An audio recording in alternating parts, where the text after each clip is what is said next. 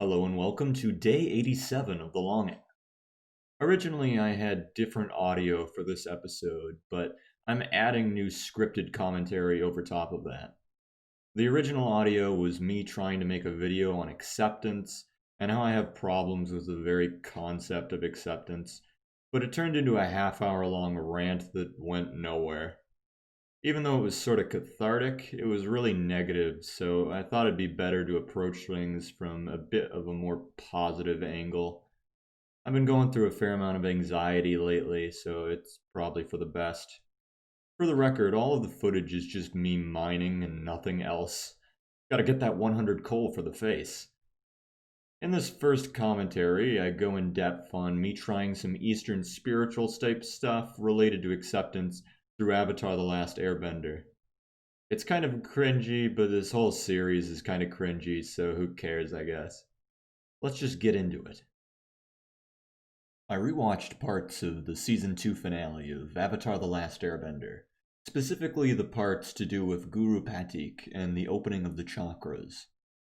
I first came to do this in order to get more details about the final chakra Aang opens, so I could better talk about some problems I shared with Aang about letting go, attachment, and whatever other similar words you can think of.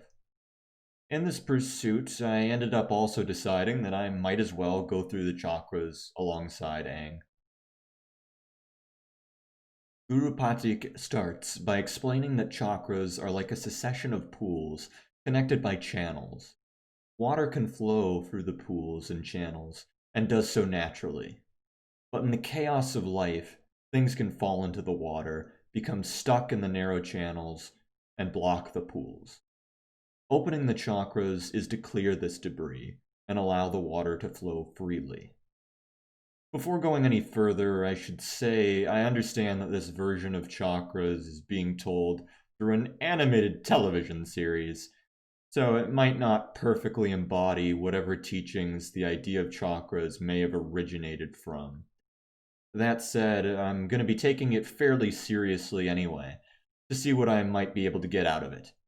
I have a lot of trust in this series and think it can't hurt to try. Patik warns us that opening all 7 chakras is a process that must be completed if it's started. I'll try my best to follow through, but if I can't do so, I'm not going to fret over it too much. I very much doubt that everyone who attempts to open their chakras is actually able to do so in one sitting, so I won't hold myself to that high of a standard.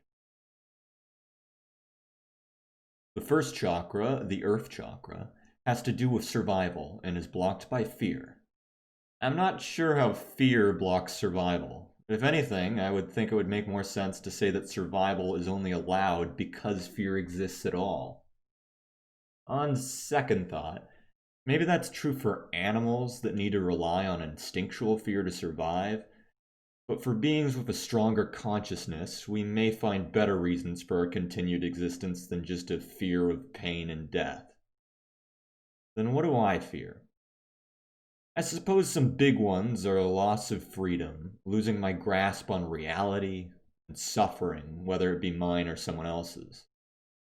When asked to let these fears flow down the creek, I feel able to do so without too much difficulty. I think I might have succeeded with opening this chakra. The water chakra deals with pleasure and is blocked by guilt. I definitely have plenty of guilt, including things I have done to people that I wish I hadn't. I think I was able to let this one go as well, and I might have opened this chakra. The fire chakra deals with willpower and is blocked by shame. Here's the first problem I'm coming across. What is the difference between shame for this chakra and guilt from the previous chakra? In me, I definitely feel like pleasure is blocked more than my willpower. So maybe I already took care of what I needed to all at once in the last chakra? I now can't say for sure if I unlocked either this chakra or the last one. I have a gut feeling I managed these ones alright though, so I'm gonna move on. The air chakra, love blocked by grief. I can't properly do this one. It reminds me of my longing episode, Horrific Grief versus Blind Apathy. I can plainly see my grief laid out before me if I allow myself. I started crying as I did so, more than I expected to. But from the explanation of how to open it in the episode, understanding that love is energy that flows through everything, and that old love is reborn as new love, feels kind of wrong to me. I don't want to go through life tossing aside loves with the belief that I can just get new love.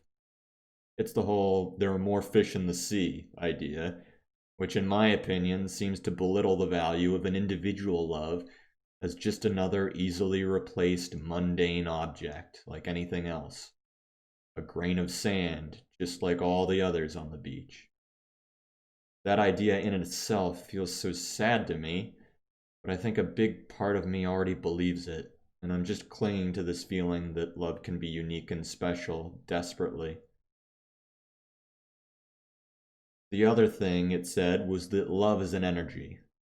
That's getting dangerously close to mysticism for my taste, but I'll try to give it the benefit of the doubt and think of a way of saying the same thing without actually just saying magic ether. I can't actually think of a good way to do that at the moment. I think one of the first times I felt this kind of pain was actually when I watched Avatar for the first time and got to the episode where Aang stumbles upon the body of his mentor. I felt his pain with him as a little kid. I would have been 8 years old. In that episode, Katara helps Aang get through that grief by telling him that we're your new family now, or something along those lines. I didn't bother going back to that episode right now. This is a perfect example of what Guru Patik was trying to say about love being reborn. But for me, that didn't make my horrific grief go away at the thought of Aang losing everyone he ever knew and loved. I just can't really wrap my head or my heart around this one. If I have to do as the Guru says and open all the chakras in one sitting, I already failed. Whoops. I'm going to try the other ones anyway, though. The throat chakra deals with truth and is blocked by lies. What lies do I tell myself? Namely, that anything matters at all? That I should do anything? In truth, there is no objective meaning. But I derive all my meaning from a baseline lie that there is something good about reducing suffering in myself and others. But then there's the question of whether or not that it's truly just a lie I tell myself, or maybe I believe that in some deeper emotional sense that can't easily be called a lie, so to speak. Maybe both can be true. That I believe it on some deep emotional level, but I also may lie to myself believing that there is some objective meaning there. I think maybe this realization in itself might count for something. In addition, whatever deeper emotional bases I might have, the desire to reduce suffering is likely one of a whole bunch, and they probably all intermingle in complicated ways. I think I might have opened this chakra. The light chakra, intuition blocked by illusion. The show focuses on the illusion of separation. I've talked a fair bit about my complicated feelings on separation versus individuality. I don't feel like I've reached any incredible conclusion on that matter, but as far as that goes, I think I understand it well enough to avoid any illusion related to that.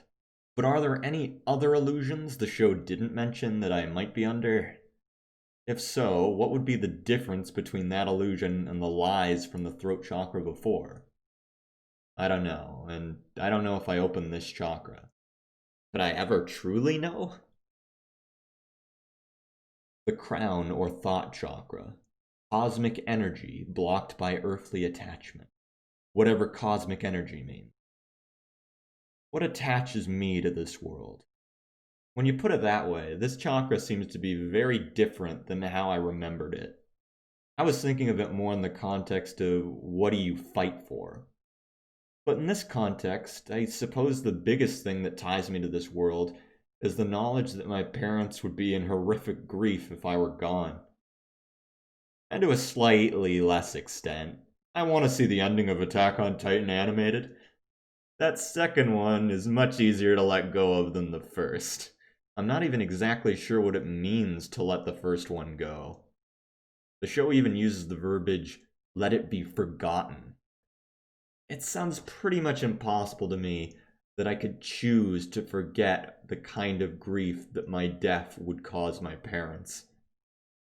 I think I can accept that possibility that I might die before my parents do, but forgetting this seems unreasonable to me at least. This chakra is also where Aang failed. He couldn't forget about his love for Katara, as he even argues, how could it be a bad thing that I feel an attachment to her? 3 chakras ago, that was a good thing. The Guru offers no explanation to this question. He just tries to push Aang further by telling him it's the only way to save the world. Aang rejects this and leaves to protect Katara, locking the chakra closed according to Patik. Later, when Aang asks Iroh, one of the most wise and spiritual characters in this show, and possibly all media, for advice, Iroh says this: perfection and power are overrated. I think you were wise to choose happiness and love. But then at the end, Aang just does it anyway all of a sudden, and it never made much sense to me. It still doesn't. I may try to talk about that further in another episode. To end this off, I may not have done this perfectly by any stretch, but I think attempting this overall was a positive experience. One that I could recommend with the caveat that you allow yourself to question things and not be too discouraged if it doesn't all seem to work out perfectly.